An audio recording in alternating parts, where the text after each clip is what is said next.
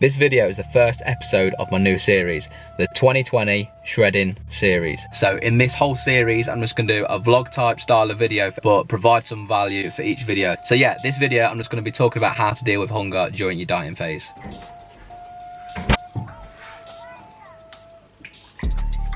So if your piss looks something like that, this is why you're hungry. You're dehydrated. It is absolutely essential that you get enough water in when you're dieting. You know that feeling when you wake up and you think you're tired? Chances are, if you've had like 7 to 9 hours sleep, you're not tired. You're literally just dehydrated. That feeling of grogginess, tiredness is actually because you're dehydrated. You just slept for 7 to 9 hours without putting any fluids in your body. The best thing to do when you wake up is just drink a glass of water immediately, because like I said, your body is in a dehydrated state. And if you're an absolute melt and you struggle to drink water in the morning, I would advise leaving a glass out overnight so it's at room temperature. It's a bit easier to get down than if it was to come straight out of the tap when it's cold. Right, so I'm about to make my first meal of the day, which will lead me on to my second tip.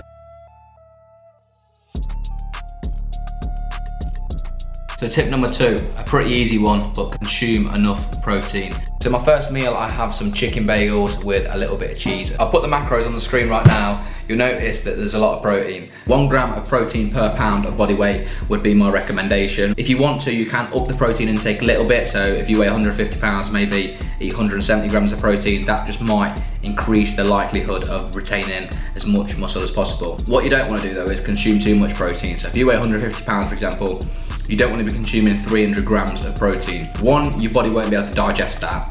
And 2, if you're having all that protein, that's taken away from something else of your diet. If you're having to pull your carbohydrates back because you're putting so much protein in your body, you're not then going to have sufficient energy to train. And you don't want to pull too many fats away from your diet either, because just for hormonal purposes, you don't want to drop your fats too low, because honestly, you're going to feel the effects of that. Also, what protein is going to do as well, it's going to help you feel more full. So if you're just consuming loads of carbs, loads of fats, little protein, not only will your body not be able to retain the muscle because you're not giving it enough protein for muscle protein synthesis, but you're just not going to feel great because you're going to be starving. So currently having my pre-workout. Oh, mate. So yeah, I'm going to go train legs. Gonna hopefully get a couple of clips where I train in pure gym, like temporarily. Like when I go to film something, get my camera out, people tend to shit the pants. So hopefully I'll be able to get some kind of clips, but before I go to the gym, I'm gonna give you another tip. So this is a real big one, and that basically is stop consuming empty calories. Think about foods that you have in your diet that is giving you no nutritional benefit. What I'm gonna say though, before I go through some like random foods and stuff, is that you can consume any food you want in your diet. You just gotta structure it into your diet. There's a thing called flexible dieting, and if it fits your macros, like if that fits your diet plan, then great, have whatever you want. But what I'm getting across is that people that are struggling with hunger often have empty calorie sources. So let's say you put some mayonnaise on your dinner, and it's a light mayo, by the way, apparently. But in 15 mil, there's 40 calories. So you have 2 servings, that's 80 calories. 2 + 2 is 4, -1, that's 3, quick maths.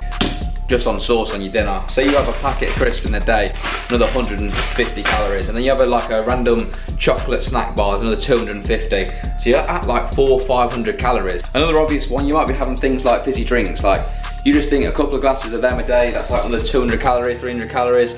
And you think all these little things that you don't even really notice putting in your body, that's like 500 or 600 calories every day. So yeah, if you take them foods out of your diet, you then bank say another 500 calories a day, and then you can use them calories on something more substantial in your diet, something that's gonna provide you nutritional value, help keep you feel full, and that could drop the feeling of your hunger massively. So yeah, stay away from the empty calories. I've just parked up at the gym ready to train legs, and like every week when this session comes around, I honestly get pretty nervous because it involves the hack squat, and it honestly makes me nervous and almost anxious going into that top set. Yeah, I'm not going to talk to the camera at all prior to going into my top set because I just need to get my head in the session. Top set on the hack squat, didn't progress, went to try and get that +1 rep, but failed, which wasn't ideal and kind of threw me off my back off. But I still managed to match my back off sets of what I did last session, so I haven't regressed, which is the main thing, and all my other movements I managed to gain reps. So yeah, it went all right, nothing to stress about. Speaking of stress, that is the next tip I'm going to talk about. So yeah, like stress will really affect how you're feeling in terms of hunger. Like if you're not sleeping enough, you're going to be awake for longer, you're going to need more calories, you're going to be hungry. Comfort eating as well from stress, like people don't realize how much stress has an effect on how you're feeling in terms of hunger. And also, like, when you're stressed out, it spikes like different hormones. If you have an imbalance with hormones like cortisol, that's going to prevent you from reducing body fat further. So yeah, don't think that stress is something that can be ignored. Like, you know, if it's something in your control, try and remove what it is that's stressing you out. Right, post-workout shake has just gone in. Callum's came round to watch the football, so just chilling out now.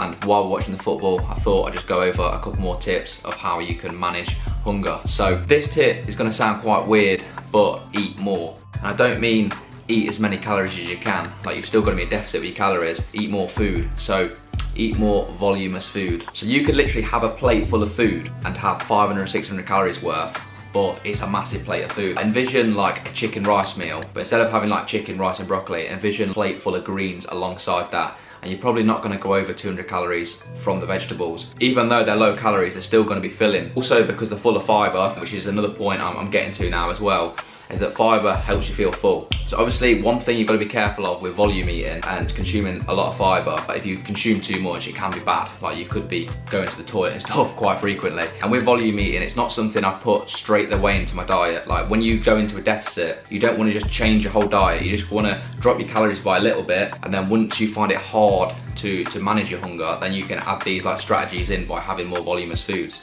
What's up, it's the next day and I've just completed my food shop at Asda, and I thought, what better time than go over a couple more tips in terms of reducing hunger. So the first one, make sure you're consuming complex carbohydrates. So a few examples of complex carbohydrates: you've got buckwheat, rice, oats, lentils.